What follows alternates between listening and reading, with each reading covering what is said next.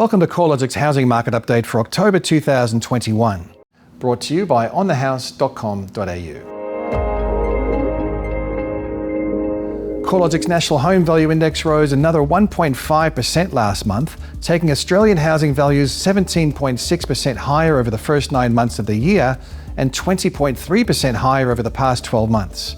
The annual growth rate is now tracking at the fastest pace since the year ending June 1989. The monthly change in housing values remains positive across every capital city and broad rest of state region, with Hobart and Canberra recording the largest growth, while Darwin and the recently revised Perth Index recorded the softest growth conditions across the capitals. Across regional Australia, regional New South Wales, regional Tasmania and regional Queensland led September's capital gains. Although growth conditions remain positive, it is becoming increasingly clear the housing market moved past its peak rate of growth in March, when national dwelling values increased by 2.8%. Since that time, the monthly rise in values has eased back to 1.5%. The slowing in momentum can be attributed to higher barriers for non-homeowners, along with fewer government incentives to enter the market. With housing values rising substantially faster than household incomes, raising a deposit has become more challenging for most cohorts of the market, especially first home buyers. Sydney is a prime example, where the median house value is now just over $1.3 million. In order to raise a 20% deposit, the typical Sydney house buyer would need to raise about $262,300. Existing homeowners looking to upgrade, downsize or move home may be less impacted, as they have had the benefit of equity that's accrued as housing values have surged. The slowdown in first homebuyer activity can be seen in lending data, where the number of owner-occupier first homebuyer loans has fallen by 23% between January and August. Over the same period, the number of first homebuyers taking out an investment housing loan has increased, albeit from a low base, by 43%, suggesting more first homebuyers are choosing to rent-vest as a way of getting their foot in the door. Despite worsening affordability, house values are still generally rising faster than unit values, a trend that's been evident through most of the COVID period to date, especially across the capital cities. Hobart and Darwin are the only capital cities where this trend has not occurred, with unit values rising 5.4 percentage points and 4.8 percentage points more than house values, respectively, over the past 12 months. The reason for this outperformance of the Hobart and Darwin unit markets looks to be quite different. In Hobart, demand is skewed towards a slightly older demographic that may be looking to downsize or looking for lower maintenance housing options against a backdrop of scarce unit supply. In Darwin, the unit sector has moved through a long-running oversupply that has driven housing prices lower.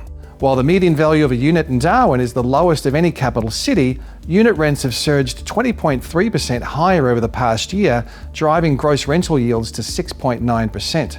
The stronger performance of house values relative to unit values is less obvious outside of the capital cities. The differential between annual house and unit growth rates in the combined capital cities was 12.3 percentage points in the 12 months to September, compared to a 1.9 percentage point difference across regional Australia. In fact, the September quarter saw unit values rising faster than house values across regional Australia. This is probably a reflection of stronger demand for downsizing options and holiday homes in popular coastal markets. Persistently low advertised supply remains a key factor placing upwards pressure on housing values across the country. In a positive sign, the trend in new listings added to the marketplace is now rising, albeit from a low base. Nationally, based on a rolling 4-week count, the number of new listings is up 28% since the recent low point in early September, taking the trend in new listings 3% above the 5-year average for this time of the year. Although new listings are ramping up, the trend in total active listings remains extremely low, continuing to reflect the rapid rate of absorption seen amidst high buyer demand. Nationally, total advertised supply levels are 28.1% below the 5-year average, and every capital city is recording a below average amount of advertised supply. While inventory levels remain low, the number of home sales is well above average. CoreLogic estimates the number of dwelling sales across Australia was 25.5% higher than the 5-year average and 41.9% higher year on year at the end of September. Such low levels of available supply, along with high demand, is keeping selling conditions skewed towards vendors. Nationally, homes are selling in 35 days, up from 29 days in April, and vendor discounting levels remained around record lows at 2.8%. Another factor pointing to strong selling conditions is the bounce back in auction clearance rates as restrictions relating to one-on-one property inspections were eased mid-month across Melbourne and Canberra. By the end of September, the combined capitals clearance rate had returned to 80.5%, its highest level since late March. Sydney housing values continue to rise at a faster pace than the capital city average, with the market up 1.9% in September. The latest results take annual growth in Sydney home values to nearly 24%, which was the highest annual gain since 1989. Although the annual growth rate is yet to peak, the monthly rate of increase has been easing since moving through a cyclical high point of 3.7% in March. Across the subregions of Sydney, the Northern Beaches and the Central Coast stand out as the strongest markets, with housing values up 37% and 32% respectively over the year. The softest markets have been in Parramatta, along with the City and Inner South region, where housing values are 16% higher. Listings activity is starting to rise across Sydney, with a number of new listings now tracking 6% higher than the 5-year average for this time of the year. Higher stock levels could be another factor working to dampen the rate of growth. Overall, housing trends around Australia remain positive. Growth in housing values is being supported by an expectation that mortgage rates will remain at record lows for an extended period of time, while strong demand is occurring alongside persistently low advertised supply levels. This dynamic is changing as the barriers to enter the housing market become higher. Raising a deposit and funding transactional costs has become a significant challenge for some sectors of the market, especially first home buyers who haven't had the benefit of home ownership as a source of wealth. Another emerging risk factor is the potential for tighter credit conditions. Through late September and early October, we saw the Federal Treasurer endorse tighter credit policies for home lending. This is consistent with commentary from the Reserve Bank and APRA that they will be focusing on the quality of lending standards and trends in household debt. In the year to June, the RBA data showed housing credit increased by 5.6%, alongside national accounts data showing an income increase of just 1.6% for the same period. Additionally, APRA reported that home loan originations with a debt-to-income ratio of at least 6 comprised 22% of home lending in the June quarter.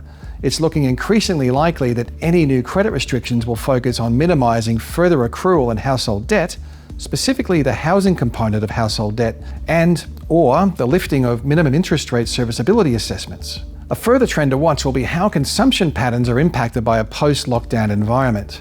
High savings rates have likely been one of the key factors adding to housing demand throughout the pandemic, with the household saving ratio jumping to 22% through the June 2020 quarter amid harsh restrictions. With 70% vaccination rates triggering greater freedoms across parts of the country, households may return to more normalised pre-pandemic consumption patterns and spending, which could ease housing demand. Additionally, the coming months are likely to see advertised stock levels move higher. The spring selling season has been delayed to some extent by lockdowns in Sydney, Melbourne and Canberra. However, the recent trend has shifted towards a rising number of new listings. As demand becomes more constrained from worsening affordability and potentially tighter lending conditions, advertised stock levels may start to normalise over the final quarter of the year. This could take further heat out of the marketplace as buyers benefit from more choice and less urgency. Despite the potential headwinds to house price appreciation, monetary policy remains accommodative of high housing demand. In its latest board meeting minutes, the RBA reiterated the cash rate was unlikely to move higher until 2024. Market momentum remains strong, with monthly growth in housing values nearly 4 times the decade average of 0.4%, while indicators suggest it's still very much a seller's market. It looks like there are plenty of trends to keep an eye on throughout October. We'll have our next update out in early November, but in the meantime, you can keep up to date with the flow of housing market research at CoreLogic.com.au.